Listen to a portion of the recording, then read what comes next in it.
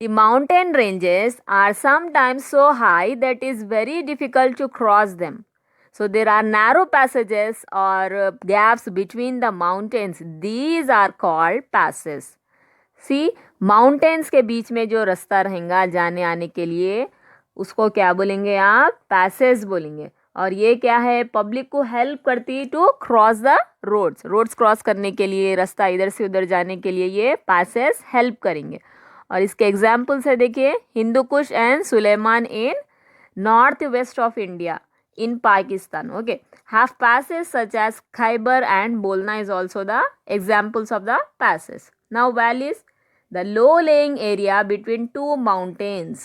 यहाँ पर to low laying, ऊपर से जब नीचे रास्ता आ रहा, फिर नीचे से यहाँ से ऊपर से जब नीचे रास्ता आ रहा, उसको क्या बोलेंगे आप? लो लेइंग एरिया बोलेंगे.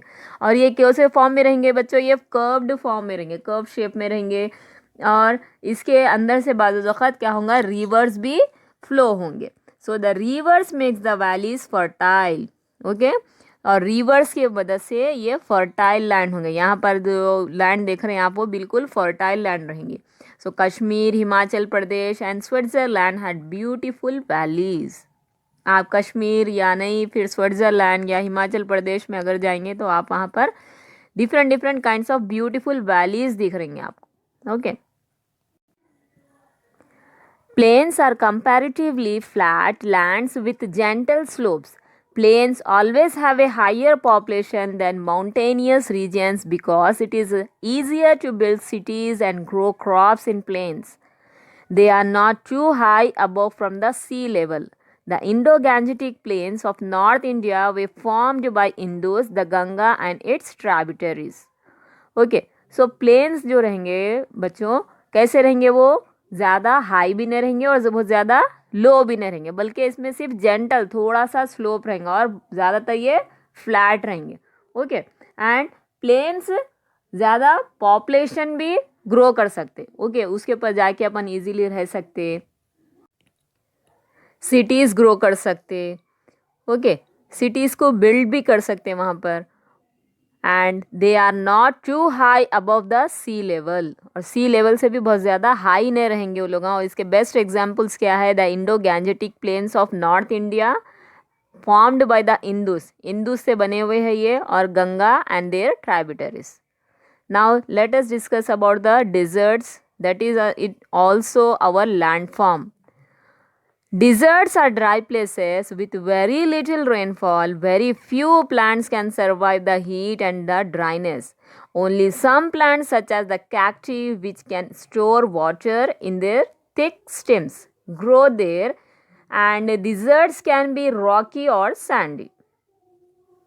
Means यहाँ पर पानी की मकदार बहुत कम रहेंगी बच्चों, क्योंकि वहाँ पर ड्राई रहता है एकदम प्लेस, और क्या है, फ्यू प्लांट्स वहाँ पर उगते हैं, और हमेशा वहाँ पर ड्राइनेस, गर्म हवाएं चलेंगे, और क्या है, प्लांट्स भी बहुत कम ग्रो होते हैं. जैसे कि कैक्टस का जो प्लांट है वो अपने जो ट्रंक्स में क्या रहता है, उन्हें पानी पूरा ऑब्जर्व करके रहता है, इसीलिए वो वहाँ पर ग्रो हो सकता. ओके, और ये क्या है, रॉकी भी हो सकते और सैंडी भी हो सकते. सैंडी मतलब यहाँ पर जैसे पूरा रेती रेती है ये. ओके, सो ये रेती रेती जो है ये, इसको सैंडी बोलेंगे. और रॉकी मतलब उसके पहाड़ों के जैसा रेत के पहाड़ भी बन सकते.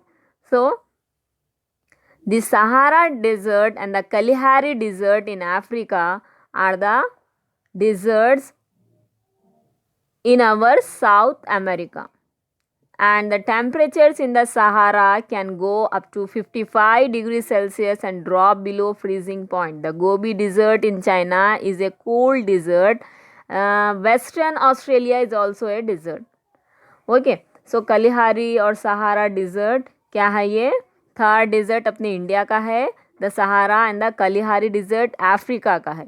और यहाँ पर जो सहारा डिज़र्ट में टेम्परेचर रहेगा वो 55 डिग्री सेल्सियस पर रहेगा और बिलो फ्रीजिंग पॉइंट रहेगा. और गोबी डिज़र्ट जो है वो चाइना में है और वो बहुत सर्द डिज़र्ट है, मीन्स वहाँ पर सर्दी बहुत ज़्यादा पड़ती है. Now पेनिनसुलास. Yes, peninsulas. A peninsula is land surrounded by seas on three sides. See here, three side क्या रहेगा बच्चों? Water रहेगा. Three side water, one side land. Okay, is called peninsulas. और इसका लार्जेस्ट जो पेनिनसुला है अपना अरेबियन सी है. ओके, अरेबियन पेनिनसुला है. Then next bay. Bay is the opposite of the peninsula. Peninsula का अपोजिट रहेगा है, इसके अंदर क्या रहेगा, 3 साइड लैंड रहेगा और 1 साइड वाटर रहेगा. ओके, सो इसका अपोजिट है ये.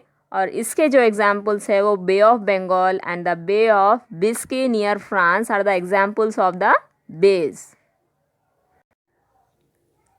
An island is a land surrounded by water on all sides. See here, 4 side water रहेगा और 1 side land रहेगा. और इसके जो एग्जाम्पल्स है, Andaman and Nicobar and Lakshadweep are groups of island. Sri Lanka is an island, great Britain is also an island and great Japan. Japan भी क्या है, आइलैंड्स का एक एग्जाम्पल है.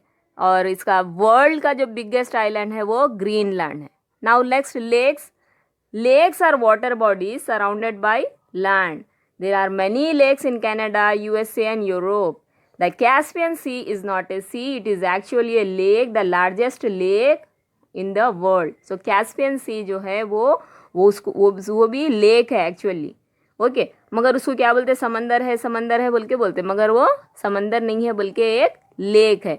और इंडिया की जो लार्जेस्ट लेक है उसका नाम है Chilika lake. Now question are tan tan. Here one question for you all. Dash is called the lake of 1,000 lakes. I repeat, dash is called the land of 1,000 lakes. If you know this answer, please comment me in comment box. And if you have not subscribed the channel, please subscribe besides this. Now let us start about rivers. Okay, so rainwater and melting snow from high mountains form small streams that start flowing down the slopes. They join and form bigger streams and rivers. The small or big rivers that join the main river are called tributaries.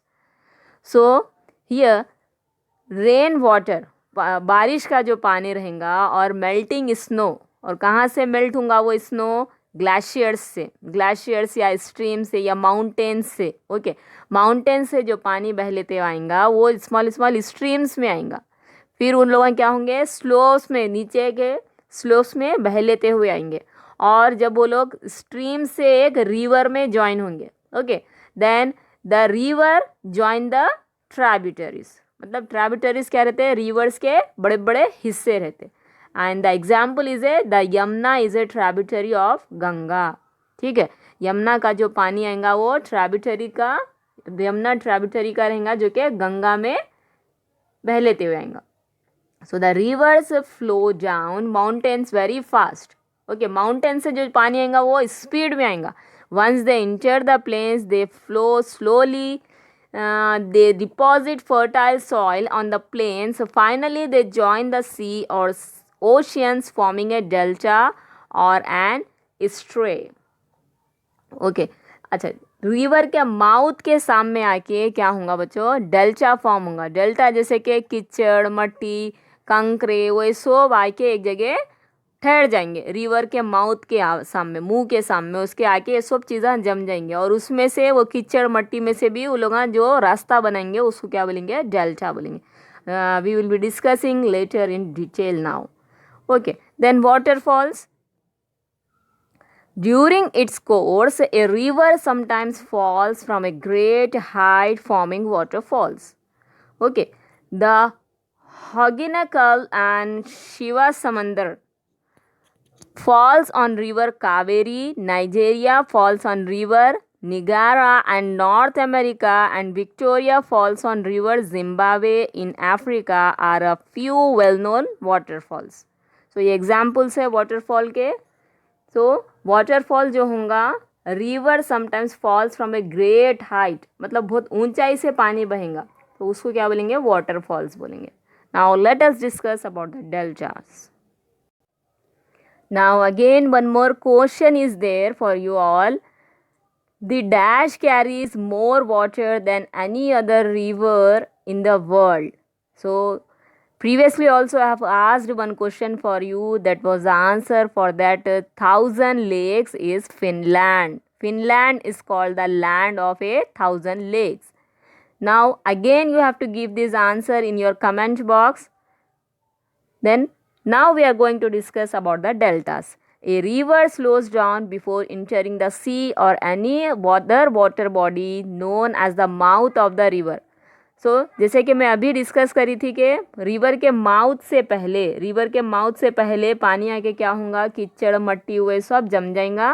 वो कीचड़ मट्टी में से ही पानी अपना रास्ता बना लेते हुए समंदर के अंदर जाएगा. उसको क्या बोलेंगे आप, डेल्टा बोलेंगे. ठीक है. और वो शेप जो बनेगा ट्राइंगल फॉर्म में बनेगा. Okay. Then estuaries. Sometimes the river flows directly into the sea and without dividing itself. This is called an estuary. The Narmada flows into Gulf to Kambat through an estuary. Estuaries, what is estuaries? इसमें क्या होता है बच्चों के, river किसी division के बगैर किसी डिवीजन के अपना रास्ता खुद बना लेते हुए आगे बढ़ती है, उसको क्या बोलेंगे, एस्टुअरीज बोलेंगे. और उसका जो एग्जाम्पल है वो नर्मदा है. Okay. Then next. So till now we have discussed the major landforms of the world. Hope everyone have understood about the plateaus, passes, valleys, plains, deserts, peninsulas. Okay, so these were the landforms of our world. Hope everyone have understood this and clearly. If you like this video, please share among your friends and don't forget to subscribe this channel. And if you want more videos like this, please comment me in comment box on which topic should I make the video. Okay. Thank you.